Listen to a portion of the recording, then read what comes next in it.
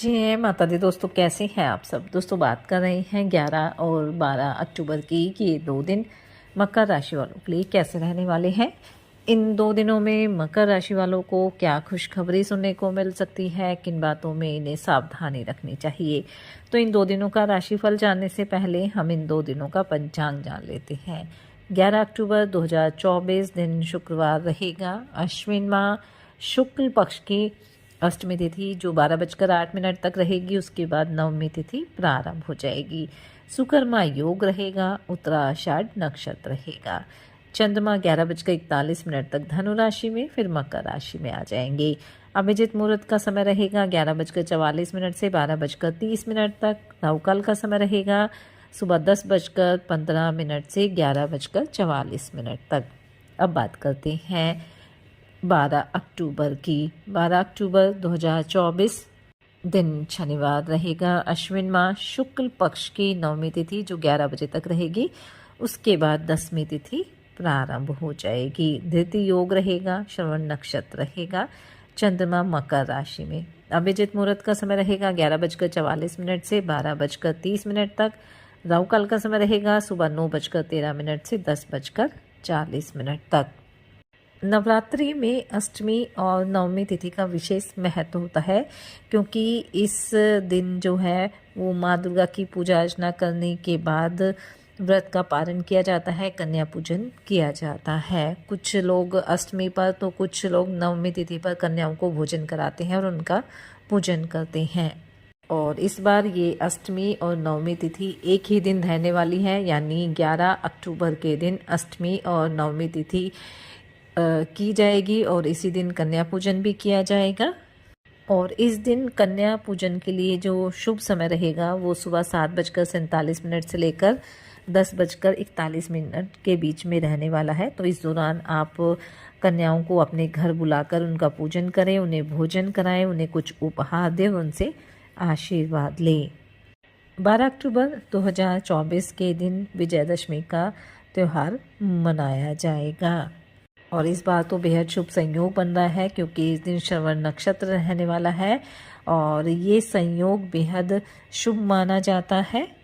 और इस साल दशहरा पूजन के लिए जो शुभ मुहूर्त रहेगा दोपहर 2:02 से शुरू होगा, जो दोपहर 2:48 तक रहेगा, यानी 46 मिनट तक का समय दशहरा पूजन के लिए रहने वाला है।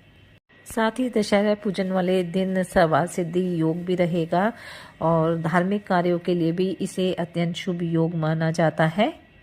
दशहरे के दिन शस्त्र पूजा का विशेष महत्व होता है। साथ ही इस दिन शमी और अपराजिता का जो पौधा होता है उसकी पूजा का भी विधान है। और ये भी कहा जाता है कि अगर इस दिन नीलकंठ पक्षी के दर्शन हो जाए तो ये बेहद शुभ रहता है और इससे हमारे घर परिवार में समृद्धि और खुशहाली आती है। दशहरे पूजन को अबूझ मुहूर्तों में से एक माना गया है और इसी वजह से इस दिन विवाह, गृह प्रवेश जैसे शुभ कार्य करने का भी विशेष महत्व होता है, क्योंकि ये पर्व न केवल धर्म की जीत को दर्शाता है बल्कि बुराई के अंत और अच्छाई के प्रसार का संदेश भी देता है। तो इस दिन आप पूरे विधि विधान के साथ दशहरा पूजन करें। गाय के गोबर से 9 गोले बनाकर आप उनकी पूजा करें और कटोरी में सिक्के और दूसरी कटोरी में रोले चावल जो वह फल रखें। और रावण दहन के समय शमी की जो पत्तियां होती हैं वो आप अपने घर जरूर लेकर आएं। इस दिन शमी पूजन के साथ साथ अगर आप शमी का पौधा भी लगाते हैं तो इसे बेहद शुभ फलदायी माना जाता है। कई जगह पर इस दिन माँ दुर्गा की प्रतिमा का विसर्जन भी किया जाता है। तो चलिए बात कर लेते हैं ये 2 दिन मकर राशि वालों के लिए कैसे रहेंगे। ये 2 दिन मकर राशि वालों के लिए बेहद शानदार रहने वाले हैं। आप काफ़ी एक्टिव भी रहेंगे। सोच समझकर आप अपने सभी काम को करते हुए नजर आएंगे और इससे आपको पॉजिटिव रिजल्ट मिलेंगे।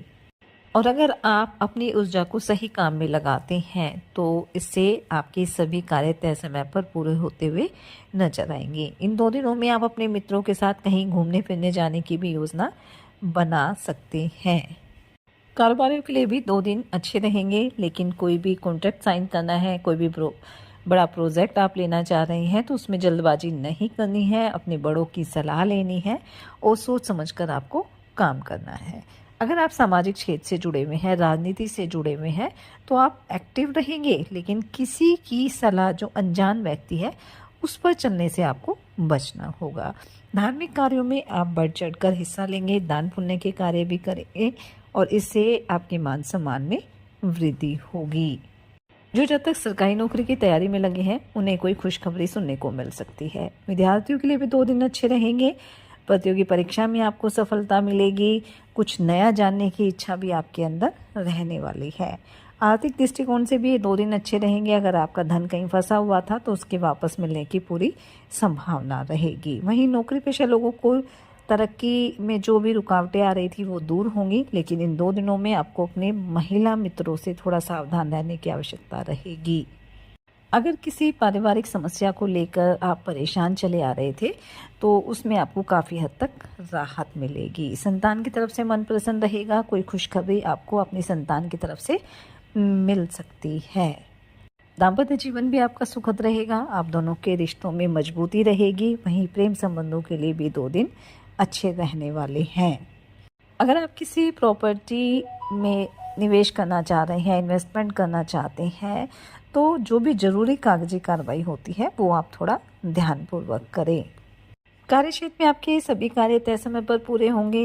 इससे प्रमोशन मिलने की भी संभावना रहेगी, लेकिन इसी वजह से कुछ नए विरोधी आपके बन सकते हैं, इसलिए ऐसे लोगों से आपको थोड़ा सावधान रहना होगा। घर परिवार में किसी मांगलिक कार्यक्रम की तैयारी में आप काफ़ी बिजी रहने वाले हैं।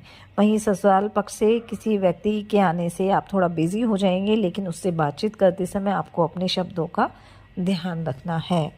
स्वास्थ्य की अगर बात की जाए तो कोई बड़ी समस्या नहीं है। थोड़ा थकान का अनुभव कर सकते हैं, इसलिए काम के साथ साथ खान पान का भी ध्यान रखें। योग, ध्यान, मेडिटेशन भी करते रहें ताकि आपका स्वास्थ्य उत्तम बना रहे। जीवन साथी के करियर में भी अगर किसी तरह की समस्या चली आ रही थी तो उसमें भी आपको काफ़ी हद तक राहत मिलने वाली है। माता पिता के आशीर्वाद से आपका कोई रुका हुआ काम भी इन 2 दिनों में पूरा हो सकता है, लेकिन भाई बहनों के साथ थोड़ा सामंजस्य आपको बनाकर चलना होगा। और अपने कार्यों को लेकर अगर आप योजना बनाकर चलेंगे तो आपके सभी कार्य तय समय पर पूरे होंगे। तो कुल मिलाकर हम कह सकते हैं कि ये जो 2 दिन हैं ये मकर राशि वालों के लिए अच्छे रहेंगे, लाभ के योग बनेंगे। इसलिए आप इस समय का फ़ायदा उठाएं, मेहनत करें और सच्चे मन से आप ईश्वर आराधना करें। हनुमान जी और शनिदेव की आराधना करें। हनुमान चालीसा का पाठ जरूर करें। अष्टमी और नवमी तिथि रहेगी तो इस दिन पूरे विधि विधान के साथ कन्या पूजन करें, उन्हें एक भोजन कराएं, उन्हें आप उपहार भी दें। और दशहरा पूजन रहेगा तो पूरे विधि विधान के साथ दशहरा पूजन करें। अपनी सामर्थ्य अनुसार गरीब और असहाय लोगों की मदद करें। इससे आपके जीवन में सदैव खुशियां बनी रहेंगी। ये 2 दिन आपके लिए मंगलकारी रहे। इसी मंगल कामना के साथ जय माता दी।